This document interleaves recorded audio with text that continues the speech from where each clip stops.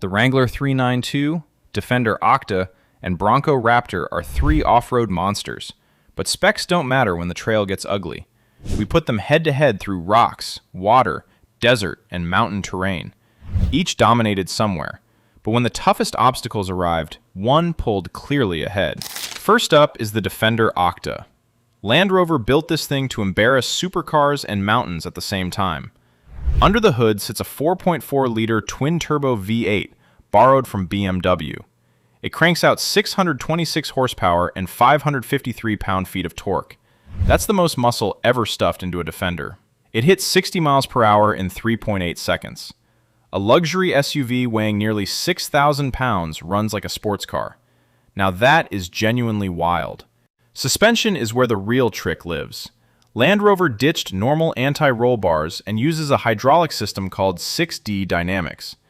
It links all four corners with fluid, so the truck stays flat in turns but still flexes off-road. Ground clearance sits around 12.7 inches, and it wades through 39.4 inches of water.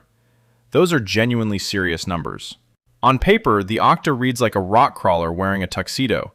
However, there's a catch, and it's a big one. The Octa uses independent suspension at all four corners, front and rear.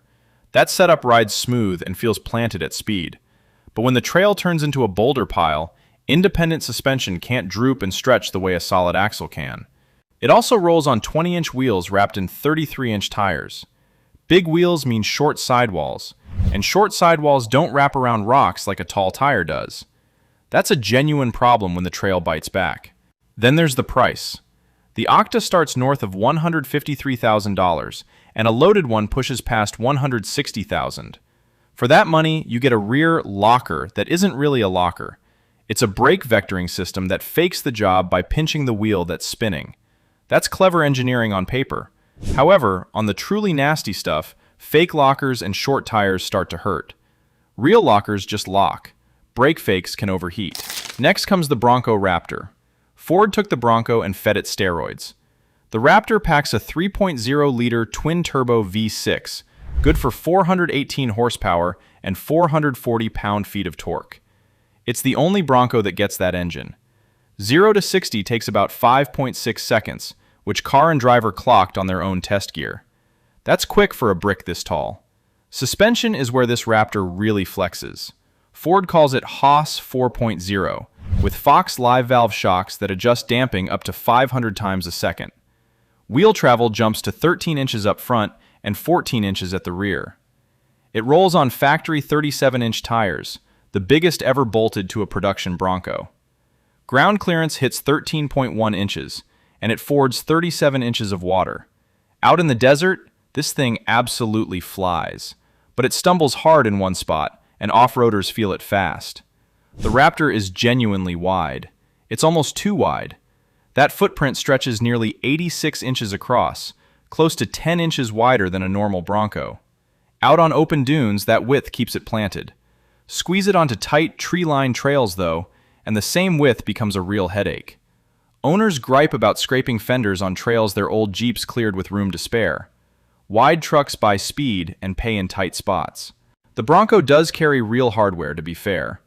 Front and rear lockers come standard, plus a front sway bar disconnect for extra flex. Wait, so it unhooks like a Jeep?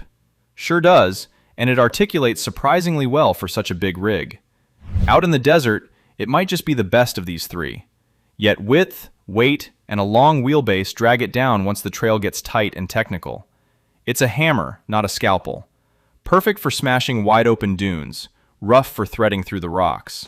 That brings us to the Wrangler 392. Now for the Jeep. The 392 crams a 6.4-liter Hemi V8 under that scooped hood, and it's exactly 392 cubic inches. It makes 470 horsepower and 470 pound-feet of torque. 0 to 60 takes 4.5 seconds, and it clears the quarter mile in 13 seconds flat.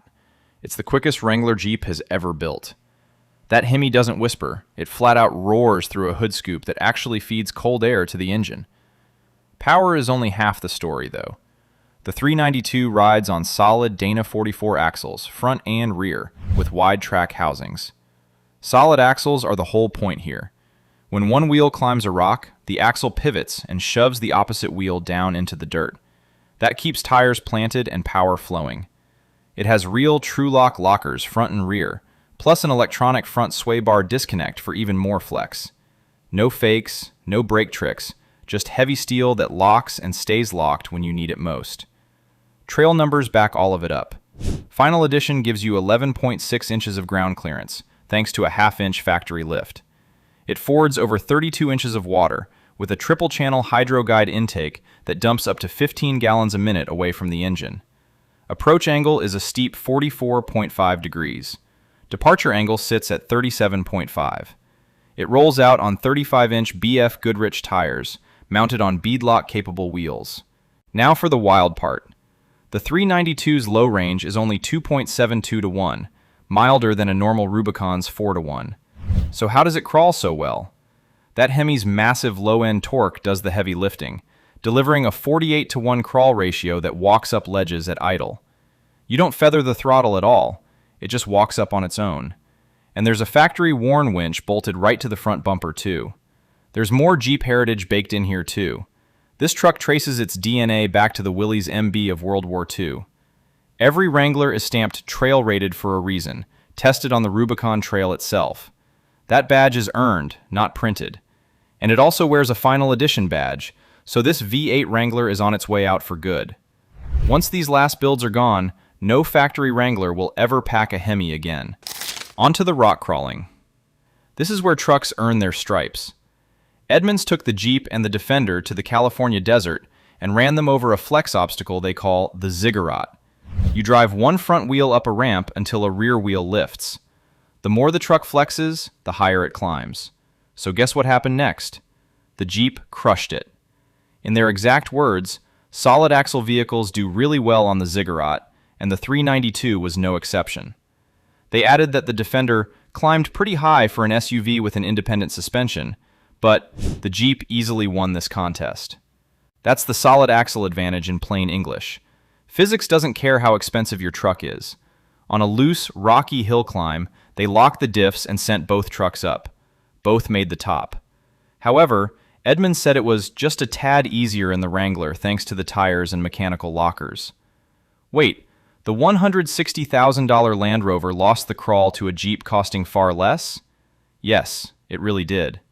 That Octa's fake rear locker is the root of the problem. Meanwhile, the Jeep's True-Lock lockers simply lock and go, with no electronic brain talking to the brakes. Just mechanical steel doing its job the old-fashioned way. Down to the water crossing. Water separates the brave from the stranded. All three can wade deep, but the numbers tell a story. The Defender Octa leads on paper with 39.4 inches, roughly a full meter, double the original Defender. Bronco Raptor follows with 37 inches. Meanwhile, the Wrangler 392 Final Edition wades over 32 inches straight from the factory. So the Jeep loses this one, right? But not so fast. Numbers on a spec sheet don't tell you what happens when the electronics get soaked. The Octa is stuffed with hydraulic lines, air springs, and sensors at every corner. More complexity means more things that can fail when you dunk them for real. Meanwhile, the Jeep keeps it simpler and meaner, with that hydro guide intake steering water away from the Hemi on purpose. Depth isn't the only thing that counts either. To reach deep water, you first have to crawl through the rocks and ruts guarding the bank. That's exactly where the Jeep's axles and lockers shine brightest. Therefore, the truck that fords a little shallower on paper often gets farther in the real world. The Octa wins the tape measure, sure, but the Wrangler wins your confidence when your buddy is filming from the shore. One more angle worth flagging here. Air intake location matters just as much as fording depth. The 392's snorkel-style intake pulls air from up under the hood scoop, high and dry. That means the Hemi keeps breathing even when the tires are half submerged. Fording depth is only the number on the sticker. Staying alive in the water is what actually matters. Out to the sand and the desert. Let me be fair here, because this part matters. On sand and at speed, the Jeep is not the king. Edmunds drove all three terrain types and found the 392 got tossed around badly in the whoops. Their tester said the nose stuffed itself into the whoops before rebounding hard, tossing them around like rag dolls. Solid axles ride rough at speed. That is the honest trade-off for all that rock-crawling greatness.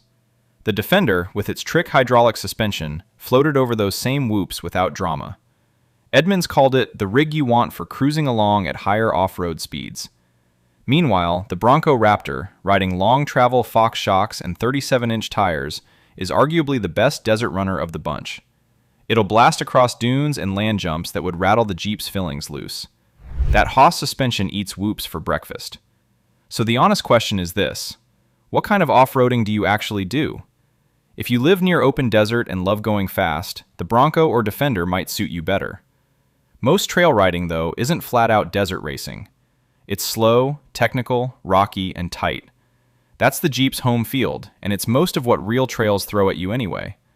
Baja chasers are a rare breed out there. Rock crawlers, on the other hand, are everywhere you look. Now the head-to-head mountain run. The crew at TFL Off-Road took all three up the Red Cone Trail in Colorado, to a summit past 12,800 feet. Every truck reached the top without braking. That alone shows how capable modern off-roaders have become. But the obstacle-by-obstacle breakdown tells the real tale of the trail. The Jeep won the Gatekeeper, a pair of massive boulders, by clearing it cleanly on its smaller 35-inch tires. Land Rover's Defender took the Rock Garden thanks to its smooth, low-speed control. Meanwhile, the Bronco grabbed the Dino Steps for the best wheel articulation with its sway bar unhooked. So each truck got a moment to shine on the mountain. One honest note here, because it matters a lot. That Jeep in the TFL test was a Willys 392 trim, which does not even come with a front locker. Yes, a Willys, not a Rubicon.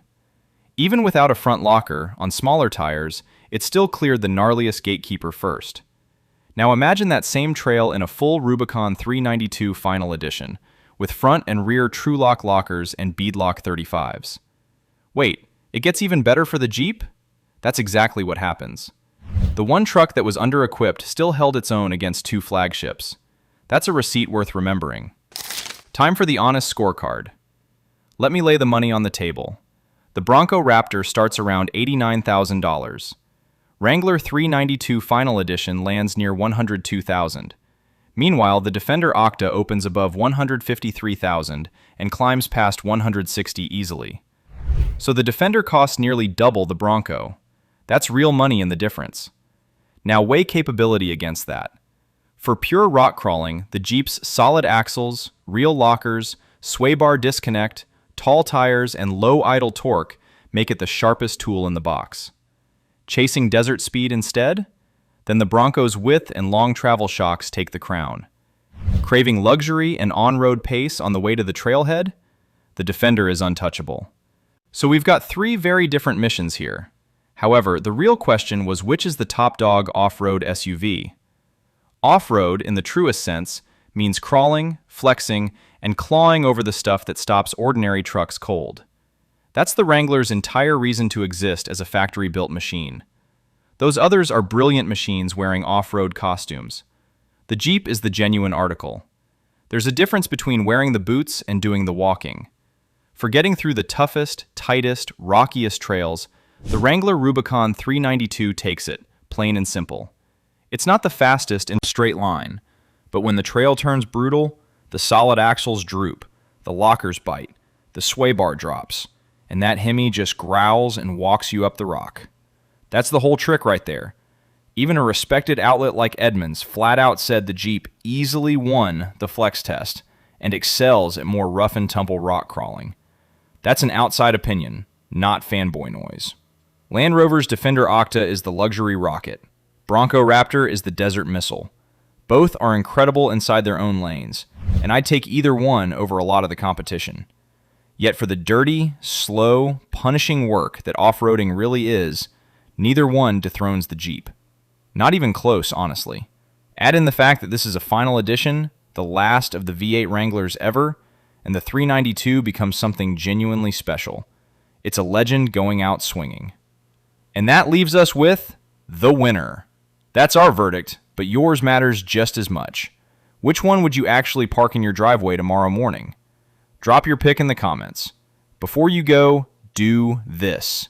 And if you own a Jeep and want to keep it running for hundreds of thousands of miles, check out my 500,000-mile Jeep blueprint linked below.